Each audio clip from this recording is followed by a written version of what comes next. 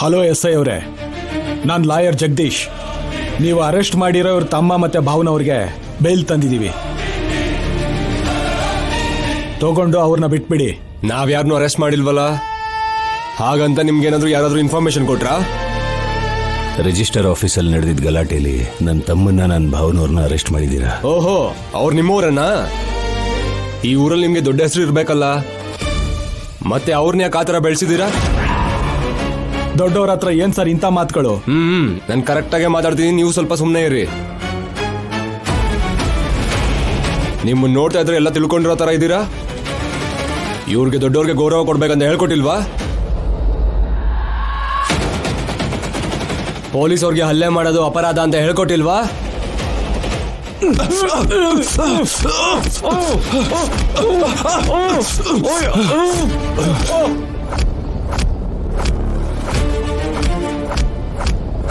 ಇಲ್ಲಿ ಪ್ರಶ್ನೆ ಕೇಳ್ತಿದ್ರೆ ಆ ಕಡೆ ನೋಡ್ತಿದ್ದೀರಾ? ನಮ್ಮೂರ್ಗೆ ಹೊಡಿತಾ ಇದಾರೆ, ನಿಲ್ಸೋದಕ್ಕೆ ಹೇಳಿ. ಇಲ್ವಲ್ಲ, ನಾವ್ ಯಾರಿಗೂ ಹೊಡಿತಿಲ್ವಲ್ಲ. ಆ ಸೌಂಡು ನಿಮ್ಮ ಹುಡುಗರ್ದಲ್ಲ. ನೀವು ಸ್ಟೇಷನ್ಗೆ ಬಂದಿದ್ದೀರಲ್ಲ, ಯಾರ್ದು ಒಬ್ರು ಸೌಂಡ್ ಕೇಳಿಸ್ತಾನೆ ಇರುತ್ತೆ. ಅದು ನಮ್ಮವ್ರದೇ ಅಂತ ನಾವು ಫಿಕ್ಸ್ ಆಗಬಾರ್ದು. ನೋಡಿ SI ಅವರೇ, ಅವ್ರು ಇದಕ್ಕೆ ಮುಂಚೆನೂ ಯಾವುದೇ ಥರದ ಅಪರಾಧ ಮಾಡಿಲ್ಲ. ಅನಗಾದೇವಿ ನನಗೆ ಮಾಡಿರೋ ಮೋಸನ ತಡ್ಕೊಳಕ್ಕಾಗ್ದೆ ಜೋರಾಗಿ ಪ್ರಶ್ನೆ ಮಾಡಿದ್ರಷ್ಟೇ. ಅದು ಗಲಾಟೆಯಾಗಿ ಬದಲಾಯಿತು. ಅದ್ರಲ್ಲಿ ಕೂಡ ಯಾರ್ದು ತಪ್ಪು ಅಂತ ನಿಮಗೆ ತುಂಬಾ ಚೆನ್ನಾಗಿ ಗೊತ್ತು. ಓಹೋ, ಹಂಗಂದ್ರೆ ನಿಮ್ ಹುಡುಗರು ತಪ್ಪೇ ಇಲ್ಲ.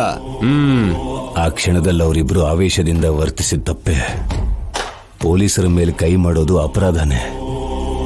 ಅವ್ರ ಪರವಾಗಿ ನಾನು ಕ್ಷಮಾಪಣೆ ಕೇಳ್ತೀನಿ.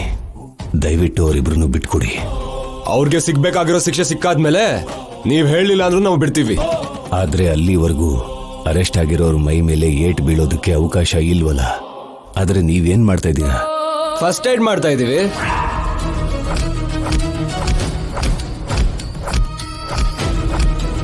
ಪೇಷಂಟ್ನ ಹಾಸ್ಪಿಟಲ್ ಕರ್ಕೊಂಡು ಹೋದಾಗ, ತಪ್ಪು ಮಾಡಿದವ್ರ ಪೊಲೀಸ್ ಸ್ಟೇಷನ್ ಕರ್ಕೊಂಡು ಬಂದಾಗ ಎಮರ್ಜೆನ್ಸಿ ಟ್ರೀಟ್ಮೆಂಟ್ ಅಂತ ಒಂದಿರುತ್ತಲ್ಲ, ಅದೇ ಮಾಡ್ತಾ ಇದೀವಿ. ತಪ್ಪು SI ಅವರೇ. ಕಾನೂನು ಕೈಯಲ್ಲಿದೆ ಅಂತ ಅದನ್ನ ದುರುಪಯೋಗ ಪಡಿಸ್ಕೊಳ್ಳೋದು ತುಂಬಾ ತಪ್ಪು. ಕಾನೂನು ಬಗ್ಗೆ, ಸೆಕ್ಷನ್ ಬಗ್ಗೆ ನಿಮ್ಮ ಹತ್ರ ತಿಳ್ಕೊಳ್ಳೋ ಅವಶ್ಯಕತೆ ನನಗಿಲ್ಲ. ನೀವು ಹೊರಡ್ಬಹುದು. ಇನ್ನೊಂದು ಸಲ ಹೀಗಾಗ್ದಿರೋ ಥರ ನೋಡ್ಕೊಳ್ಳೋ ಜವಾಬ್ದಾರಿ ನಂದಾಗಿರುತ್ತೆ. ನಾನು ಭರವಸೆ ಕೊಡ್ತಾ ಇದ್ದೀನಿ, ಅವರನ್ನ ಕಳಿಸ್ಕೊಡಿ. ನಿಮ್ದೇನಾದ್ರೂ ರಾಜಮುದ್ರೆನಾ ಆಜ್ಞೆ ಕೊಟ್ಟ ತಕ್ಷಣ ಬಿಟ್ಬಿಡಕ್ಕೆ? ಅವ್ರ ಆಚೆ ಬಂದಿದ ತಕ್ಷಣ ಪೊಲೀಸರ ಮೇಲೆ ಹಲ್ಲೆ ಮಾಡಿದ್ರೆ